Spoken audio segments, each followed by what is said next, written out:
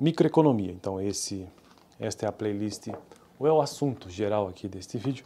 E hoje eu quero tratar sobre o comportamento da taxa marginal de substituição.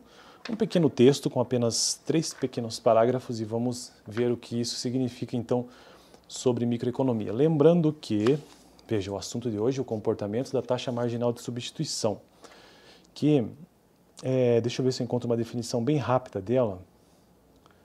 O que a taxa marginal de substituição mede? Mede a taxa em que o consumidor se encontra na fronteira entre trocar ou não trocar algum bem. Por exemplo, o bem 2 pelo bem 1. Então, ele está nessa fronteira. Essa taxa define isso, né? Se ele vai trocar ou não. Lembrando que, voltando aqui, né? Estou construindo uma playlist de microeconomia, toda quarta-feira aqui no canal. Microeconomia, assim como macroeconomia, entre outras áreas também, é uma importantíssima área da economia que tem por objetivo entender o comportamento da economia, os agregados, os elementos da economia na sua esfera micro, ou seja, na relação entre pessoas, empresas e o mercado. O que determina o preço e quais são os principais assuntos da microeconomia, pelo menos dos que eu já trouxe aqui no canal. Tem uma frase que ajuda a entender melhor essas questões microeconômicas, que diz o seguinte: as pessoas escolhem as melhores coisas pelas quais podem pagar. Vou repetir, as pessoas escolhem as melhores coisas pelas quais podem pagar. Veja que não estamos falando de governo, estamos falando de quê? Pessoas. Então, a microeconomia estuda essa relação mais próxima do dia a dia. Então, as pessoas escolhem as melhores coisas pelas quais podem pagar. Então, as pessoas escolherem, primeiro, são as pessoas, então é microeconomia. As pessoas escolherem aonde? No mercado. Então, o mercado é um assunto de microeconomia, que inclusive é o capítulo 1 deste livro, texto que já vou mostrar. As pessoas escolhem as melhores coisas pelas quais podem pagar. Poder pagar refere-se ao quê? Refere-se à restrição orçamentária, ao orçamento, que é um outro grande tema da microeconomia, que é título do capítulo 2 do livro texto base aqui do canal. E, por fim, as pessoas escolhem as melhores coisas pelas quais podem pagar. As melhores coisas desta sentença refere-se ao quê em microeconomia? Preferências do consumidor.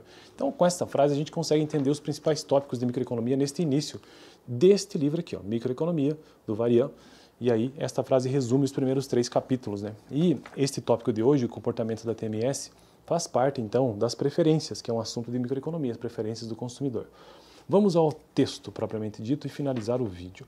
Às vezes é útil ilustrar as formas das curvas de indiferença pela descrição do comportamento da taxa marginal de substituição.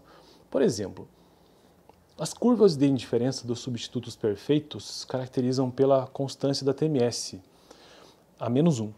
Já no caso dos neutros, a TMS é indefinida em qualquer ponto, enquanto a preferência por complementares perfeitos é caracterizada pelo fato de que a TMS é zero ou infinita, sem meio termo.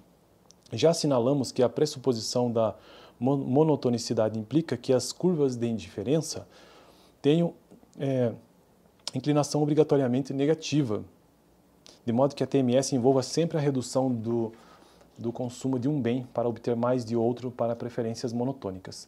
O caso das curvas de indiferença convexas mostra ainda outro tipo de comportamento da TMS. Nas curvas de indiferença estritamente convexas, a TMS, a inclinação da curva de indiferença diminui em valor absoluto à medida que aumentamos x1, por exemplo. Assim, as curvas de indiferença mostram uma taxa de marginal de substituição decrescente.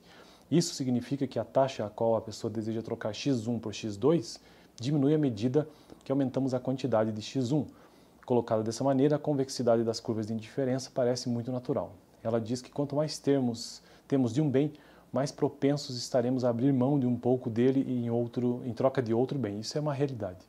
Lembremos-nos, porém, por exemplo, do sorvete e das azeitonas. Para alguns pares de bens, esse pressuposto pode não se aplicar. Bom, então esse foi o assunto do vídeo de hoje. No próximo, quero trazer um resumo sobre todo esse capítulo de preferências do consumidor. Valeu!